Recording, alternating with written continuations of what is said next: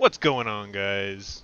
Hope you're all having a great day today. Today we're going to be going over a little bit of aim warm-up exercises, I would like to call it. We're going to be using the built-in one for Valorant. In there, we're going to be doing three different processes of training, and then we're going to step it up. One good thing also we could talk about right now, before we start warming up too much, is hand stretches. So when you stretch your hands, you're going to want to. There's a couple of hand stretches you can do. This is good for preventing carpal tunnel and a lot of hand fatigue and everything like that.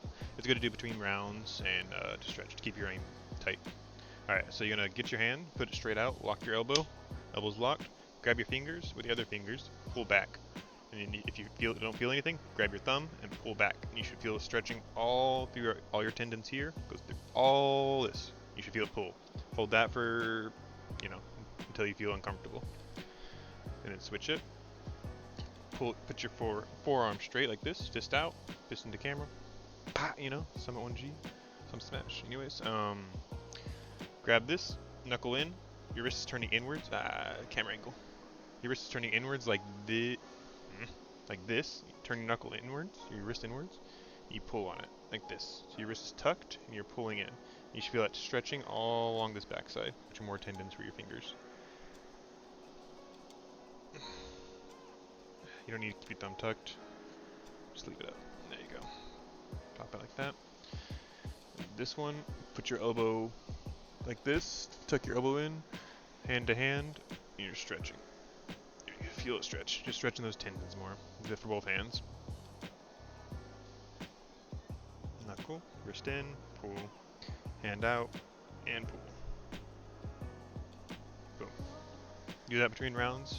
Your hand will you'll last a lot longer. Alright. Also, we can talk a little bit about team comp, I guess, here. I'll throw up what's common picks right now for team comps, I think. For pro players, it's pretty clear who the best characters are for the game. If you are trying to climb the ranks, I would say to play one of those characters, or at least learn 3 of those characters, because a lot of times people will be insta-locking the mains like Jet, Reyna, players like that. Something that I did, I just learned all the basic support units. So I learned like a smoker, I learned a utility, a killjoy, lockdown, whatever it's called. A sentinel. Sentinel, yeah. And then, so Omen, killjoy, Sova. Sova's a big one also. Those are all supporters for your teams. You let the fraggers frag, they're supposed to be going in first and fighting, right? Your job is to support them, and having the knowledge of the game is good for support. If you don't have the most cracked aim, it's a better role for you to play. My aim's not the best, definitely. I don't use pro aim labs or anything like that. I just use the internal practice range, and I'll show you guys how I do that later on. But yeah, it works, and there's lots of different things you can do with your team comps. But it's always good to have smokes on your team, and yeah, you can see all the stuff on the screen right there. Just pick 3 of those champs, learn them to the best of your abilities, watch players play with those champs, and you'll get better. And just stick to it. Don't be afraid to dodge if you have to dodge a game. If someone has all 3 of your characters, don't play something you don't know how to play and then get mad and tilted. Just dodge. You have that 1 pre-dodge per day or whatever it is. Use it to your advantage. Practice mode. What we're going to be doing here is we're going to be lining up with each of these lines, and we will be taking shots at the targets. I'm using hard mode right now. I probably won't be able to hit too many of them. I'm hoping to get at least 15. That's the goal for me to be satisfied to be able to move on. But since I'm string right now, I'm getting lower FPS, so probably not going to be as accurate. But I'll show you. I'll go through left, right, and there, and we will. That'll probably be the end of the video at that point, or maybe I'll try a deathmatch. All right.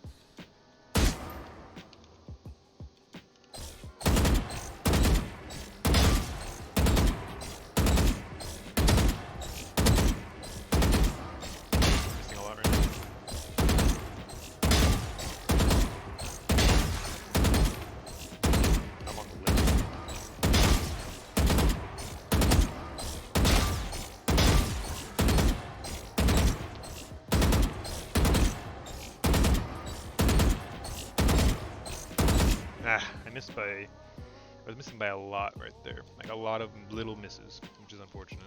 Okay, next one, 7. Not great at all.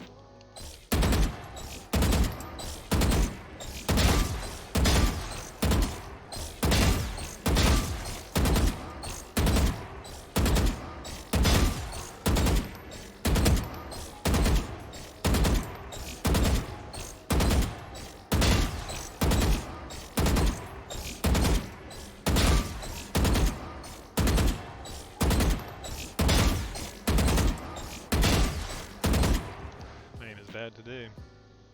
But this is what it is.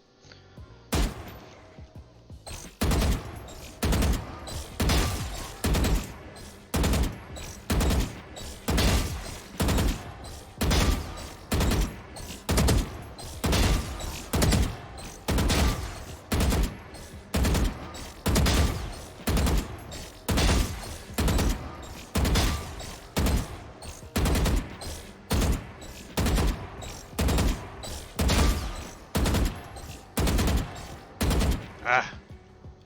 Alright. That was without movement, so now we're going to add in movement here, which is the side left strafing, AD is strafing, and we'll see how much that improves my score, just for, I'm going to do one, just I'm a little frustrated.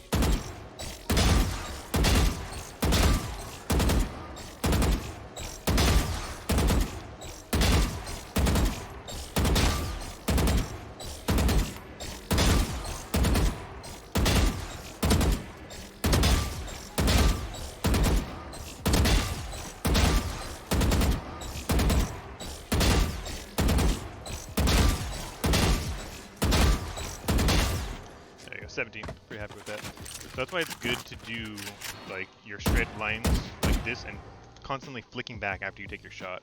That'll get you your muscle memory used to doing things. And I don't know. I can't say it obviously, but I'm gonna say it. Using the actual in-game shooter is better than using like, you know, aim labs or whatever, just because it gets you the actual FPS you're going to be getting closer to in the game.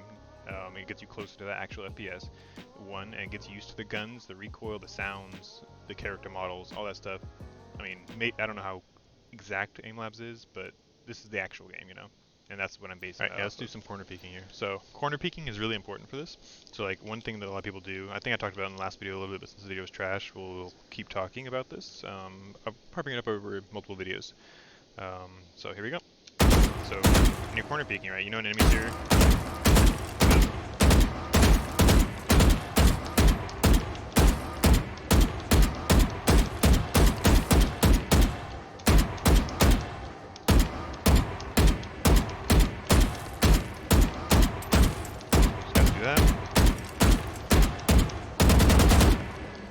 Side peek. Remember, when you're doing these side peeks, they found in the game I think the most efficient way. I'm not sure this is fully been investigated, but the when you're holding A and you're right here and we're right here in this position and you can see your enemy, right? At that exact moment, you can shoot and move at the same time, and that's gonna hit them in the head. Right? Shoot and move. So boom. You're right here. Right, right when you know they're gonna be there, where you see the shoulder, boom, let go. Your accuracy, I think, is something like 80 to 60% at that point. So like it's super fast, and literally they're not gonna be able to react to it, and you're gonna get headshots like that. That's gonna help you out a lot for being on T side, picking those angles, doing small peaks like that, slicing the pie, like we went over before in the last episode.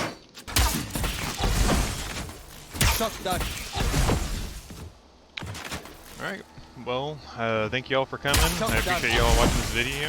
I hope to see you guys again in the next video. I'll be trying to continue to release these every other day, and we'll see how far we can take this.